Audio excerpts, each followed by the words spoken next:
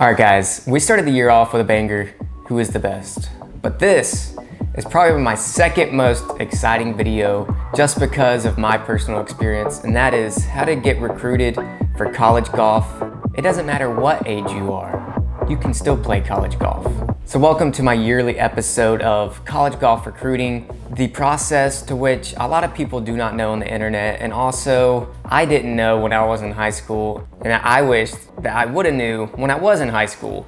So that is why I make this video yearly, because of personal experience and how I can help at least maybe one of you guys. So we're gonna be going over three things. The first is the tournaments to play in, and also how you can get recruited at any age. And the second thing is building a resume. And the third thing is the recruitment process. So I hope you guys enjoy this video. Let's get into the first one. How can you play college golf at any age? How can you play college golf at 55? Could you really play college golf at 55? How can this happen? The only way this can happen is if you play in the NAIA.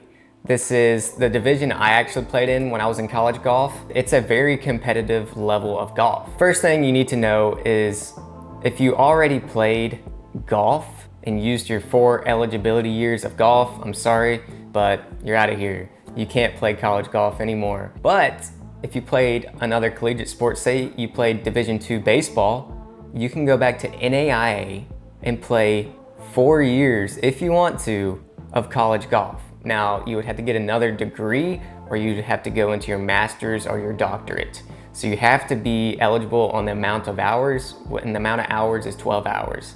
So for my older viewers out there, you have a way if you want to make a way. Go after that dream. Go after that dream. If I was old and I never played college golf, dude, I'd be doing it in a heartbeat, like for real. Because I just love playing competitive golf. Actually, at my national championship one year, there was a guy 55 years old. I thought he was the coach. No joke, he tees it up on the first hole. His team doesn't make the cut, but he makes the cut. So there's hope out there. There's hope.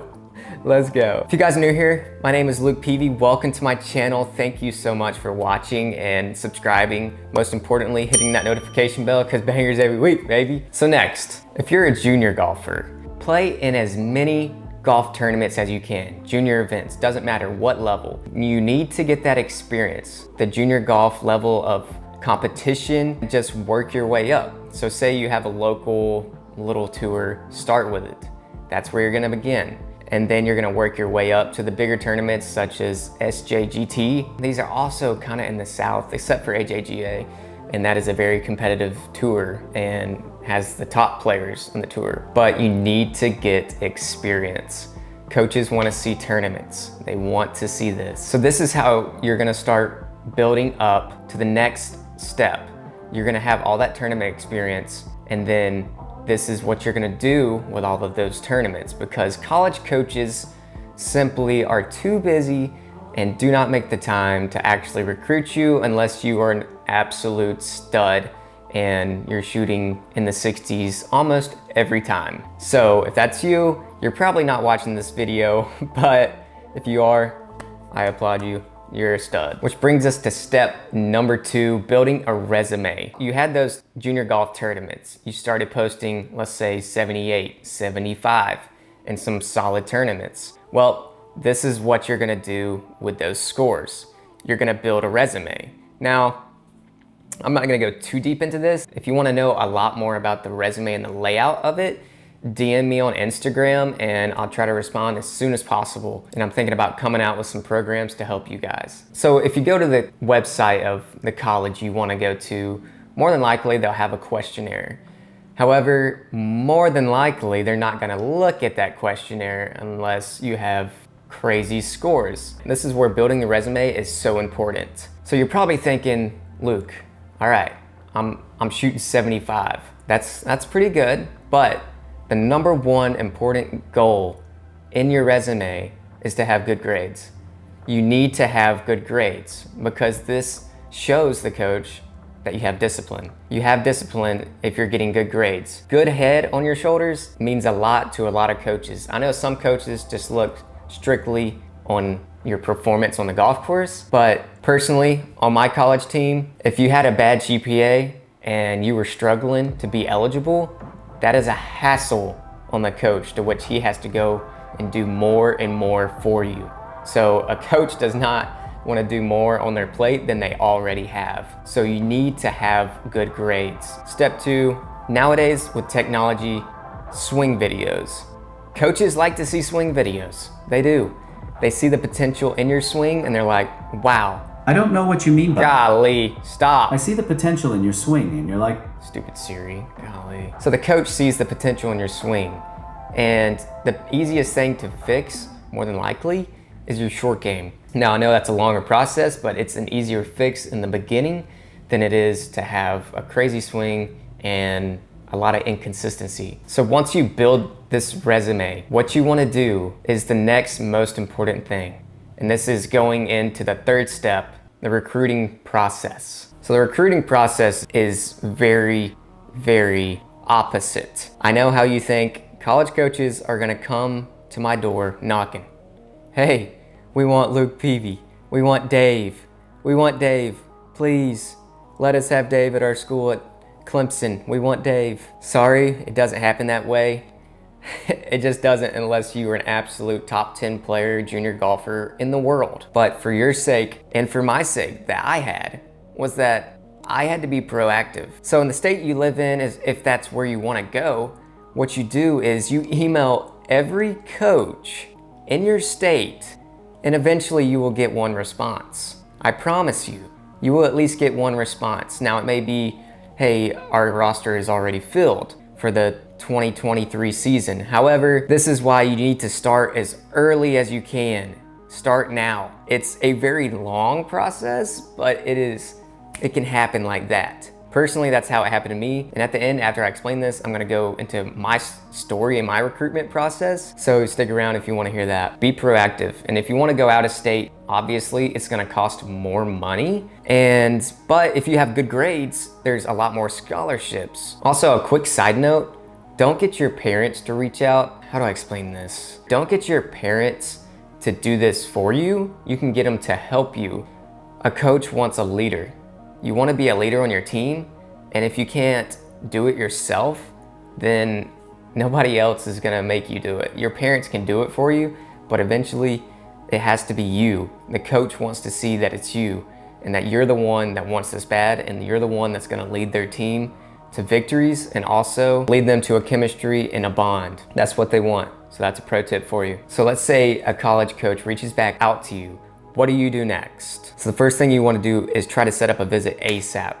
This is the most important thing because you need to get that in-person contact, and the coach puts a face to who you are and also a personality. Coaches are so busy, you need to get it on their schedule, so get that ASAP. Now the process is very fast. They could offer you on the visit to where you're like, oh man, I have an offer, which is it's actually really cool. So let's say you have multiple options. You have multiple options for these different schools. Weigh out the pros and the cons. A pro, this one's cheaper. A con, this one's so expensive. Another pro, you're gonna be playing. A con, you're gonna be sitting the bench and not traveling with the team. These are big pros and cons. You need to weigh out what is gonna be the best for you. And for my personal opinion, go where you're gonna play. There's no point of going to a college to where you're not gonna play. I would rather get more reps of winning at a lower division, and then you can also transfer out if you want to and become a top player at one of the top schools, because coaches wanna see winners. They wanna see somebody who's done it. So you need to do it. Now, if you can't make the squad, it may be time to transfer out somewhere else to where I am gonna play. Go where you're gonna play. One of my cousins told me this, greatly affected where I went to school. Those are the main things that I have for you guys today. Now I'm gonna tell you a little bit about my story and how the process went for me. I started late in golf in general. I started playing really when I was in 8th grade. So my options were very limited on tournament golf because I was shooting like hundreds. Obviously, no college coach wants to see that. I improved greatly. I thought that, college coaches were gonna come after me, like every kid. So once I saw this, I was in my junior season in high school, and I was like, I need to do something. That's when I started researching online, trying to find anything. There was nothing. There was like these recruiting sites that were awful, that they say they were gonna get you recruited. And I don't even know, I can't remember the names of them, but they were so bad. And yeah, they don't get you recruited because you have to be proactive. That's not gonna get it going. So what happens is I took a resume, just scripted one up, just done, got it. And I went to every college website, got the college coach's email, and just went send, send, send, send, send.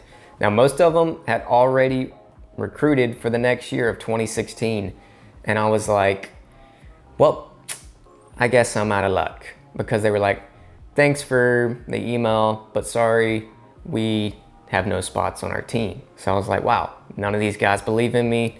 Obviously I had a chip on my shoulder, and I was like, I'm a lot better than these guys. How in the world did this guy get recruited? More than likely it's because he was earlier in the process. Well, God had other plans. My dad went to this conference. He was trying to help out our high school team, mental advice for our high school team. The Truett McConnell coach was there for the college team. Somehow started talking, and he was like, hey, yeah, my son, he's trying to, you know, get recruited and stuff. And he was like, hey, well, tell him to take a visit. Now this was a school, I was like, this is a tiny school.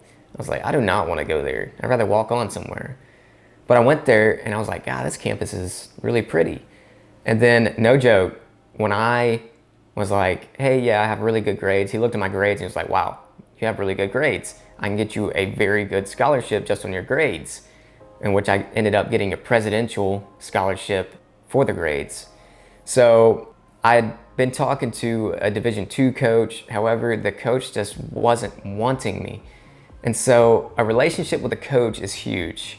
You need to have a good relationship, because if not, it's gonna weigh you down, and eventually you're just gonna either quit golf and just stop playing golf, or you're gonna transfer out. Coach Patton, I love you. You're crazy, but I love you. Gave me a chance. I told him, I was like, I wanna come in here and I wanna pretty much change the program, because they were bad, they were booty, they were not good. And he was like, all right.